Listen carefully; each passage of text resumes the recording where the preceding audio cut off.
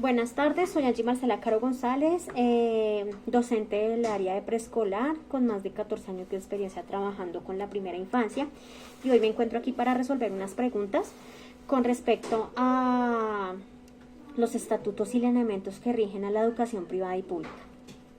Entonces, una de las preguntas dice: ¿considera usted que el sector educativo privado debería beneficiar a sus docentes del mismo modo que el sector público?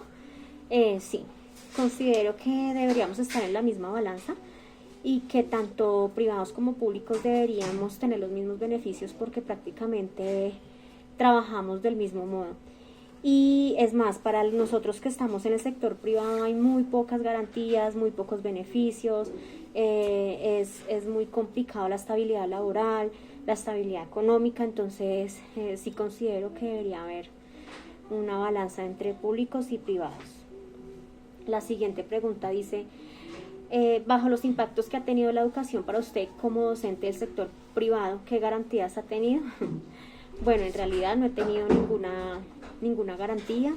De hecho, ha sido muy complicado porque, como les mencionaba, la estabilidad laboral de la parte privada es casi nula. Si tú no vas con un buen colegio, una buena institución, tú tienes un contrato por mucho a 10 meses. Y ahí sí, como dicen, mira a ver qué hace el resto del año, entonces te quedas sin seguridad social, te quedas sin prestaciones esos 2 meses, entonces es bastante complicado. Siendo usted trabajador del sector privado, ¿qué fortalezas ve en el sector contrario que lo harían cambiar de bando? Bueno, yo me cambiaría de bando por la estabilidad laboral, por el factor económico, por todos los beneficios que tienen ante el magisterio, Secretaría de Educación, Secretaría de Integración, porque tienen bastantes beneficios a nivel financiero, a nivel de cooperativas, de pronto tienen muchos más apoyos a la hora de sacar vivienda, de salud. Eso sería lo único, porque sí considero que la carga laboral en la parte pública es pesada, no solo por los currículos que trabajan, sino de pronto el contexto social, además de la cantidad de niños dentro de cada salón. Entonces sí considero que por esa parte no me iría. Dice: porque si el Estado ofrece tantas garantías y beneficios a los docentes del sector público, ¿son estos mismos los que más protestan?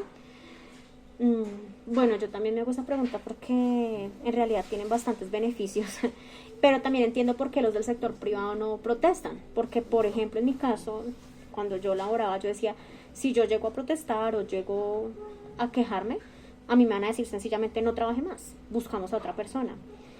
Entonces, porque considero que también la parte privada también hay deficiencias y también hay malestar, y eso que no tenemos las mismas garantías que una parte pública. Entonces sí, a veces no sé, siento que la parte pública no debería protestar tanto teniendo en cuenta tantas garantías que tiene. Sin embargo, tienen sus motivos obviamente para hacerlo, y pues es respetable. Considero que la docencia es una de las labores menos valoradas en Colombia y a nivel mundial, pero pues si lo ponemos en una balanza, digamos que los privados no protestamos no porque no queramos, sino porque en realidad está en juego nuestro trabajo. Dice: ¿qué piensa acerca de los docentes que ya cumplieron su tiempo y edad de pensionarse y continúan en las instituciones del sector público? Bueno, para mí esto es algo, no sé si es egoísmo o ya es avaricia. Considero que se le está negando la oportunidad a gente joven, gente egresada, con ganas, con espíritu, con motivación, con ideas nuevas, en educar. Y esos docentes que ya cumplieron la edad, siento que es egoísta por su parte. No sé si de pronto lo hacen pensando en un mejor futuro, en una calidad de vida ya de pronto a la tercera edad, pero por mi parte y por experiencia propia, mi hijo tiene docentes de edad muy mayor y en realidad no les ve uno las ganas. No puedo decir que todos ni generalizo, pero sí considero que ya en cierto punto la docencia llega a cansar y no es tan motivante como en un principio. Entonces sí siento que esas personas que ya se jubilaron deberían descansar y abrirle las puertas a la gente nueva, gente que está recién egresada, porque para generar experiencia, porque uno sale de su trabajo y lo primero que dicen, bueno, y la experiencia, pero no hay en dónde, no hay cómo. pero esto también siento que solo sucede o sucede prácticamente es en los colegios públicos, por aquello de los concursos de ingreso y eso, pero sí, siento que es más como, no sé, egoísmo, no sé. Dice, conociendo las nuevas políticas públicas con relación a la jubilación de docentes, ¿está de acuerdo o en desacuerdo? Bueno, estaba hablando precisamente de eso. Y de hecho siento que la jubilación no solamente en docentes sino en todo Colombia está desproporcionada a la realidad, a las edades, pero siento que en la docencia deberíamos jubilarnos a una edad mucho más temprana por la carga laboral, la carga emocional, psicológica, física. No es lo mismo trabajar con maquinaria que trabajar con gente. Tú te cargas de las emociones, de los sentimientos, de las energías, te cargas de trabajo. Y llega un punto en donde tú no rindes ni familiarmente ni laboralmente, entonces sí considero que esa política debería reestructurarse. Entonces no estoy de acuerdo con la edad propuesta. Dice, ¿usted cree que el ascenso de los docentes deba depender de experiencia laboral, un examen anual o una entrevista? Uy, bueno, yo consideraría que de todas, porque nosotros como docentes somos integrales, no pueden evaluarnos una sola parte porque, como les digo, no estamos trabajando con maquinaria, sino con gente, estamos formando personas desde el preescolar. Entonces siento que sí deberían hacer una evaluación en todos los y cumplir, porque digamos que por ese examen o por eso sube y escalafona gente que muchas veces no tiene una experiencia laboral o muchas veces no tienen la motivación para trabajar.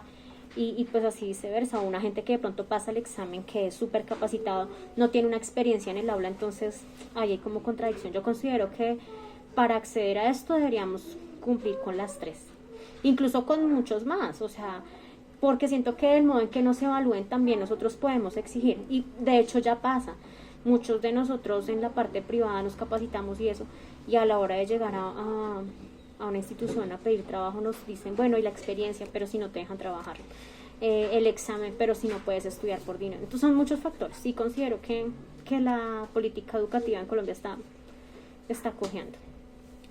La última dice, con respecto a la permanencia y el ascenso de los docentes de acuerdo a su formación, ¿considera usted que se debe tener en cuenta una evaluación docente para ascender en el escalafón?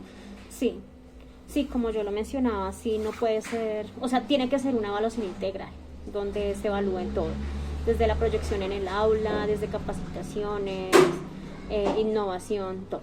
Considero que la evaluación debe ser continua, no debe ser, sí, debe ser un proceso. Y la última, teniendo en cuenta que hay niños y niñas de bajos recursos que tienen otras maneras de aprender, por ejemplo, que los mismos padres son quienes les enseñan, considera que es necesario tener un título profesional para la docencia en educación infantil. Bueno, ahorita se maneja mucho lo del homeschool. Yo considero que sí es importante capacitarse, o sea, yo no estoy en contra de que el papá lo haga, pero si el papá se capacita, está en todo su derecho de ejercer esa labor y de ayudar a sus hijos. Pero sí no considero que cualquier persona pueda educar a un niño, porque son bastantes los lineamientos por los cuales nosotros futuras licenciadas estamos pasando y tenemos que aprender demasiadas cosas como para que cualquier persona venga y enseñe. Pero no estoy en contra de que los padres lo hagan si en realidad están capacitados. Entonces eso es.